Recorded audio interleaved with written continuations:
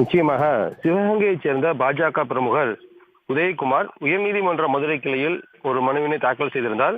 குறிப்பாக கடந்த 2024ஆம் ஆண்டு ஜூன் 23ஆம் தேதி சிவகங்கை சாலையில் செல்லும் போது இவரது வாகனத்தை போக்குவரத்து துணை ஆய்வாளர் கொண்ட குழு நிறுத்தி சோதனை செய்துள்ளனர். அப்பொழுது பெண் காவல் துணை ஆய்வாளருடன் இவர் வாக்குவாதத்தில் ஈடுபட்டுள்ளார். குறிப்பாக காவலர்களை வா போ நீ என்ற உரிமையில் பேசியுள்ளார். இது சம்பந்தமாக இவர் மீது வழக்கு பதிவு செய்யப்பட்டு இவரை உடனடியாக கைது செய்து சிறையில் அடைத்தனர். குறிப்பாக இவர் மீது பதியப்பட்ட வழக்குகளின் கீழ் 7 வருடத்திற்கு குறைவாக தண்டனை பெறக்கூடிய வழக்கு. எனவே இந்த வழக்குகளில் தன்னை கைது செய்தது என்பது உச்சநீதிமன்ற அவமதிப்புக்கு உள்ளாகும். எனவே சம்பந்தப்பட்ட காவல் ஆய்வாளர் துணை ஆய்வாளர்கள் மீது நீதிமன்ற அவமதிப்பு வழக்கு எடுக்க வேண்டும் என்றுதான் மனு தாக்கல் செய்திருந்தார். இந்த மனு விசாரணைக்கு வந்தபோது தமிழ்நாடு கூடுதல் தலைமை குற்றவியல் வழக்கறிஞர் செந்தில்குமார் ஆஜராகி இவர் மீது பெண் காவலரை பொதுவெளியில் வைத்து வா போ என்று உரிமையில் பேசியுள்ளார்.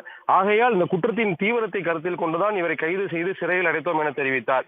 இதையே பதிவு செய்த நீதிபதிகள் ஒரு பெண் பெண் துணை ஆய்வாளர் என்றும் பாராமல் பொதுவெளியில் இருந்து வாப்போ என்று பேசியதற்கான ஆதாரங்கள் உள்ளது. எனவே இது உச்சநீதிமன்றம் வகுத்துள்ள விதிமுறை மீறல்களை மீறுதல் ஆகாது.